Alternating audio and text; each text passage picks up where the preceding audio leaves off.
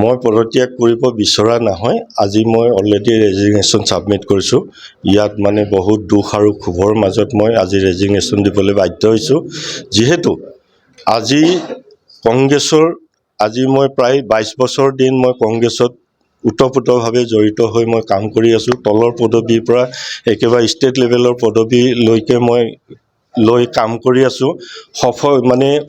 সুসংগঠিতভাৱে মই কাম কৰি আছোঁ। কিন্তু আজি যিটো অনুভৱ হৈছে, আজিৰ দিনত যিটো অনুভৱ হৈছে, সিদিনাখন ভূপেন বৰাক অপদস্থ কৰাৰ পিছত এতিয়া উপলব্ধি হৈছে যে এতিয়া আৰু কংগ্ৰেছৰ মাজত থাকি লাভ নাই। কংগ্ৰেছ এতিয়া আগৰ দল নহয়, কংগ্ৰেছ এতিয়া মিয়াৰ দল। কংগ্ৰেছ আজি কংগ্ৰেছত যিজন মহাপৰায়ণ দুৰ্যোধন আমাৰ ৰকিবুল হুছেইন, তেওঁক আজি সভাপতিয়ে সুপ্ৰিম পাৱাৰ দিছে। তেওঁ যি কৰে, কোন ডিষ্ট্ৰিক্টত কাক প্ৰেচিডেণ্ট পাতিব লাগে, কোনটো সমষ্টিত কাক টিকট দিব লাগে, কোনটো ব্লক প্ৰেচিডেণ্ট কাক দিব লাগে, এই গোটেইবিলাক ডিচাইড কৰে তেওঁ। আনকি এতিয়া টিকেটৰ বজাৰ, সেই টিকেটৰ বজাৰখনো তেওঁৰ হাততে। এতিয়া তেওঁ এনেকুৱা এটা কৰিবলৈ গৈ আছে যে আমাৰ খিলঞ্জীয়া মানুহখিনিক আঁতৰাই কেনেকৈ মিয়া ৰাজ্য অসমত বনাব পাৰি তাৰে কুচকাৱাজ কৰি তেওঁ ৰণনীতি তৈয়াৰ কৰি এতিয়া আগুৱাই গৈ আছে। গতিকে বেছিদিন নাই, খুব কম সময়ৰ ভিতৰত কংগ্ৰেছৰ ভিতৰত কোনো খিলঞ্জীয়া নাথাকিব। তাত খালি মিয়া আৰু মিয়া থাকিব। গোটেই কেনেকৈ মিয়া টুপি আৰু দাড়িক অসমৰ ৰাজ সিংহাসন বহাব পাৰোঁ, সেইটো সপোন ৰচি এতিয়া কংগ্ৰেছৰ ভিতৰ চৰাত সেইখিনিয়ে কুচকাৱাজ চলি আছে। একেবাৰে নাথাকিব নহয়। এতিয়া কংগ্ৰেছত চাওক, কংগ্ৰেছত মানুহ নায়েই।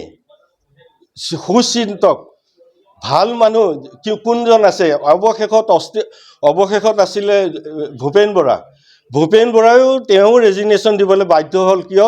এই আভ্যন্তৰীণ মিয়া ৰাজ্যখিনি যেতিয়া স্থাপন কৰিবলৈ সিহঁতি কুচকাৱাজ কৰিছে, তেতিয়াৰ পৰা তেওঁ অসন্তুষ্ট আৰু ব্যজ্যতি হৈ পেলানি তেওঁ ৰেজিগনেশ্যন দিবলৈ বাধ্য হৈছে। গতিকে এই কংগ্ৰেছ টীমটোত আৰু কেইদিন পিছত লুঙি আৰু টুপিৰ বাদে তাত খিলঞ্জীয়া মানুহক আপোনালোকে দেখা নাপাব।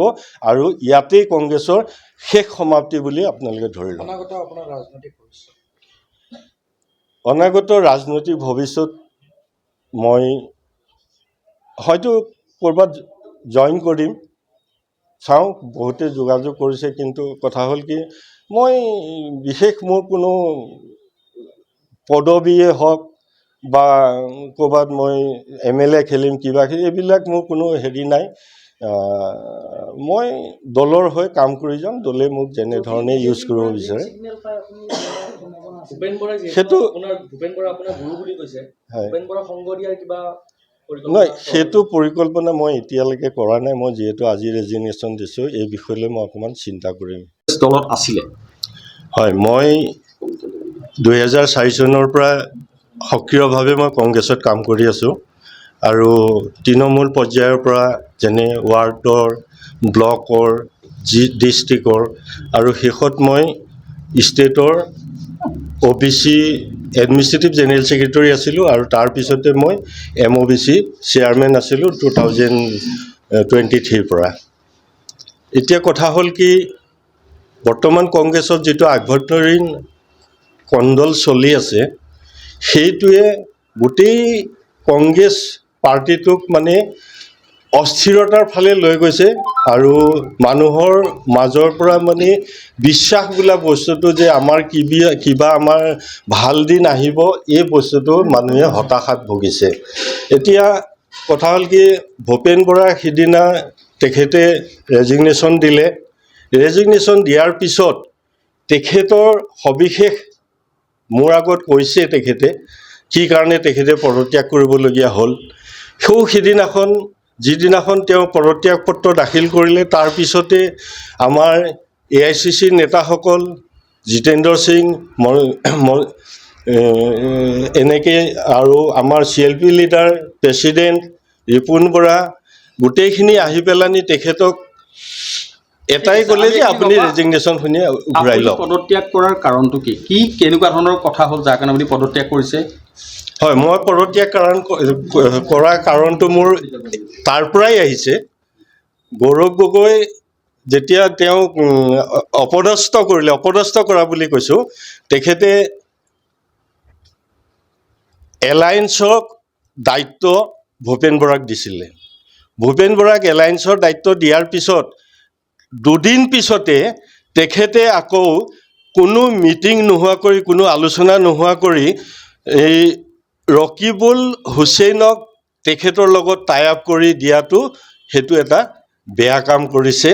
যিহেতু আপাৰ আছামত সেইখন মুখ মানুহে চাব নিবিচাৰে, আৰু সেইটো ক্ষোভৰ কাৰণেই ভূপেন বৰাই প্ৰেছিডেণ্টক বুজাইছিলে যে এইটো নকৰিব, এইটো কৰিলে আমাৰ বেয়া হ'ব, কিন্তু তেওঁ একো গুৰুত্ব নিদিলে যে AICCয়ে নিক্ষেপ কৰিছে, গতিকে তেওঁক ৰাখিব লাগিব।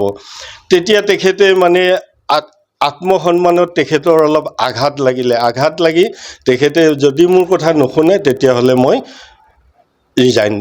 ৰেজিগনেশ্যন দিম, আৰু দিলে ৰেজিগনেশ্যন।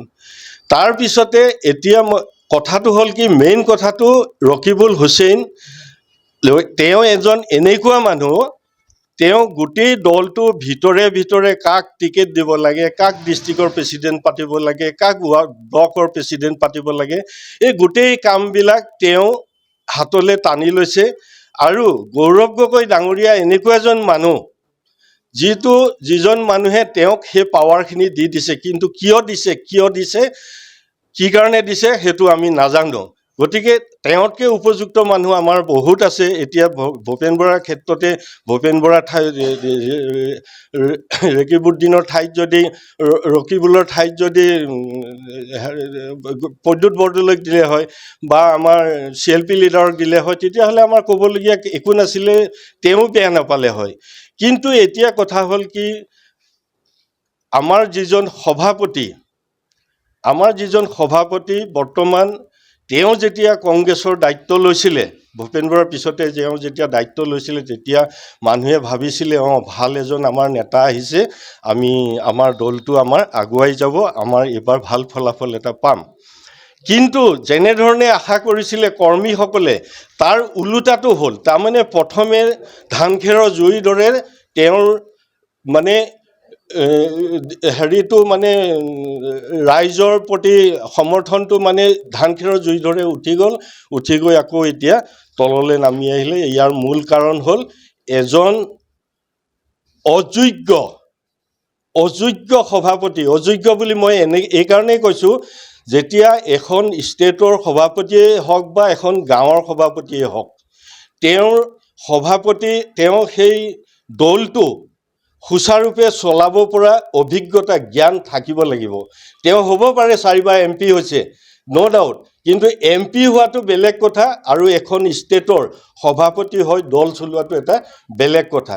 গতিকে আমি ইয়াৰ আগতে বহুত কেইজন আমি সভাপতি পাইছোঁ, কিন্তু এনেকুৱা সভাপতি পোৱা নাই যি আমাৰ কৰ্মীখিনিৰ পৰা বহুত দূৰত থাকে।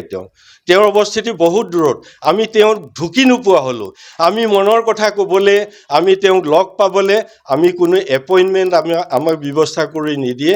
গতিকে আমি যদি ইমান গেপত যদি থাকিবলগীয়া হয়, তেতিয়াহ'লে আমি দলৰ কাম কেনেকৈ কৰিম? আমাৰ মনৰ বেদনা, আমাৰ মনৰ দুখ, আমি মনত ভাবি থকা কথাবিলাক তেওঁক যদি আমি অৱগত কৰিবলৈ নেপাওঁ, তেওঁ যদি আমাক কাষলৈ মাতি নিনিয়ে, তেতিয়াহ'লে দলটো কৰ্মীখিনি হতাশ হ'ব। এতিয়া হতাশ হৈছে, গোটেইবিলাক হতাশাত ভুগিছে। এতিয়া এটা অনিশ্চয়তা হৈ গৈছে যে গৌৰৱ গগৈ দলটো ৰকিবুলক লগাই শেষ কৰি দিছে। গতিকে সেই মুখখন অসমীয়া ৰাইজে চাব ইচ্ছা নকৰে বৰ্তমান সময়ত। হয়, সেইকাৰণে মই সেই আভ্যন্তৰীণ কণ্ডলৰ কাৰণে মই ভূপেন বৰাক খুব ভাল পাওঁ। তেখেত মোৰ মানে গুৰুৰ দৰে। তেখেতৰ পৰা মই ৰাজনীতি বহুত শিকিছোঁ, আৰু ককাই ভাইৰ দৰেও।